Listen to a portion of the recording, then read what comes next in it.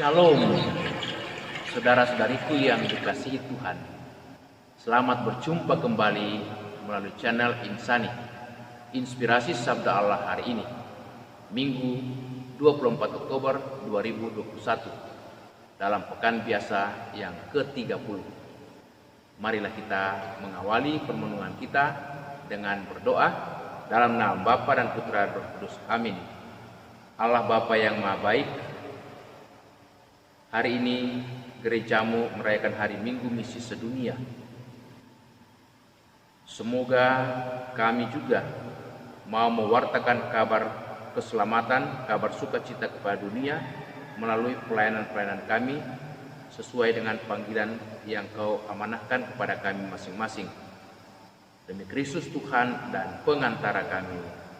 Amin. Sabda Allah dari Injil Markus bab 10 ayat 46 sampai 52. Pada suatu hari Yesus dan murid-muridnya tiba di Yeriko. Ketika Yesus keluar dari Yeriko bersama dengan murid-muridnya dan orang banyak yang berbondong-bondong, ada seorang pengemis yang buta bernama Bartimeus, anak Timeus, duduk di pinggir jalan. Ketika didengarnya bahwa itu adalah Yesus orang Nazaret, mulailah ia berseru, "Yesus anak Daud, kasihanilah aku." Banyak orang menegur dia supaya ia diam. Namun semakin keras ia berseru, "Anak Daud, kasihanilah aku." Lalu Yesus berhenti dan berkata, "Panggillah dia." Mereka memanggil orang buta itu dan berkata kepadanya, "Kuatkanlah hatimu, berdirilah, ia memanggil engkau." Lalu ia menanggalkan jubahnya dan segera berdiri, lalu pergi mendapatkan Yesus. Tanya Yesus kepada orang itu, "Apakah yang kau kehendaki supaya aku perbuat bagimu?" Jawab orang buta itu, "Rabuni, supaya aku dapat melihat."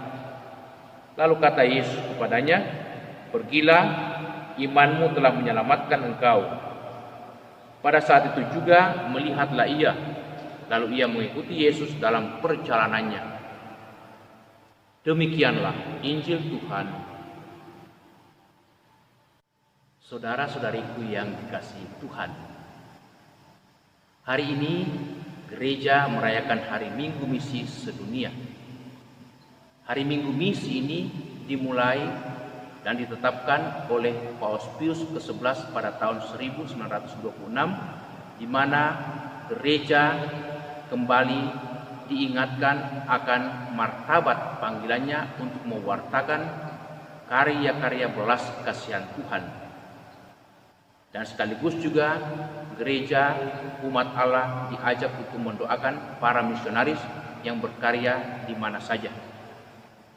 Kita tentu dipanggil juga melalui baptisan kita untuk mewartakan dan menunjukkan belas kasihan Tuhan kepada sesama, terlebih orang yang susah, menderita, sakit, dan buta, seperti dari bacaan Injil yang kita dengarkan hari ini. Bartimeus, seorang yang buta, ternyata membutuhkan belas kasihan Tuhan.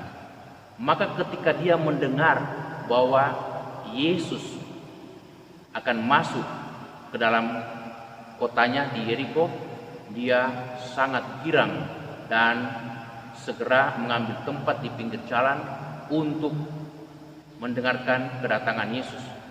Dan ketika orang berteriak-teriak menyambut kedatangan Yesus, dia pun segera mendekati Yesus dan berteriak, "Yesus, Putra Daud, kasihanilah aku."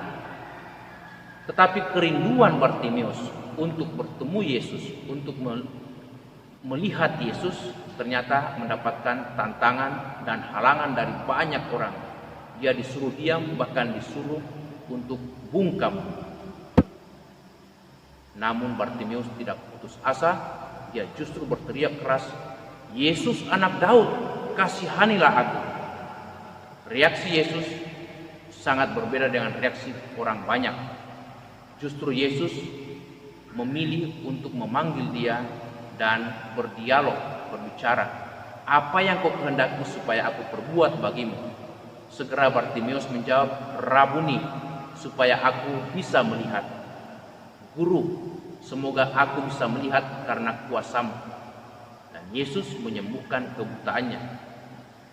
Bartimeus secara fisik tak berdaya, tidak bisa melihat Yesus. Tetapi dalam hati, dalam iman, dia sanggup melihat kuasa dan kemuliaan Yesus. Karena itu ia menaruh harapan dan menyandarkan nasibnya kepada Yesus.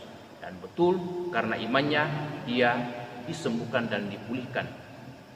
Saudara-saudariku, ada kisah yang menarik. Seorang bapak mengantar istrinya ke rumah sakit Katolik yang hendak melahirkan. Bapak ini mengatakan kepada suster, sang perawat, tolong salib yang ada dalam kamar ini diturunkan, sebab bayiku tidak akan pernah boleh melihat wajah Kristus, wajah Yesus. Sang suster menurunkan salib itu dan bapak ini senang sekali, puas karena dia tidak lagi bisa melihat wajah Yesus, termasuk bayinya. Keesokan harinya ketika istrinya sudah melahirkan, bayi itu sudah lahir, segera bapak itu bertanya kepada suster, "Suster, bagaimana kondisi anak saya, bayi saya? Dia baik-baik bukan?" Suster mengatakan, "Betul Bapak, anak Bapak sehat dan dia tidak akan pernah melihat wajah Yesus." Bapak itu mengatakan, "Terima kasih suster, itulah yang kuinginkan supaya jangan pernah dia melihat wajah Yesus."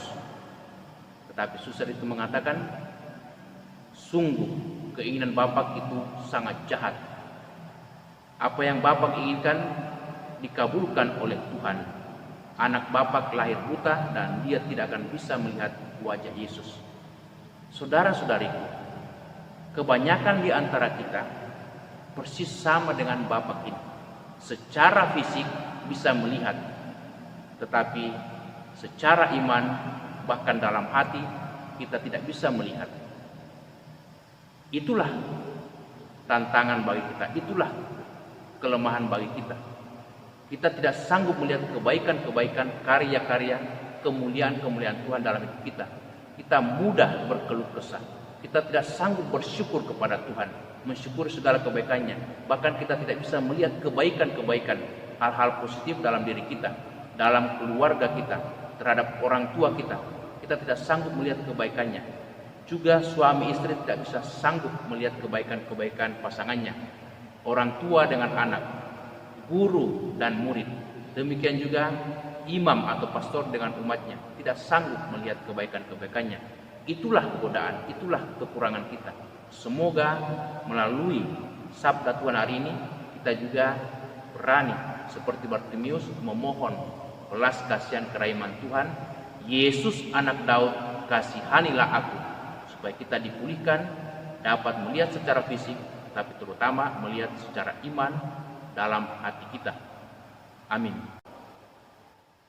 Allah Bapa yang Maha Baik, Engkau menghendaki supaya kami boleh melihat dan memuji kemuliaan-Mu, kerahiman dan kuasa-Mu.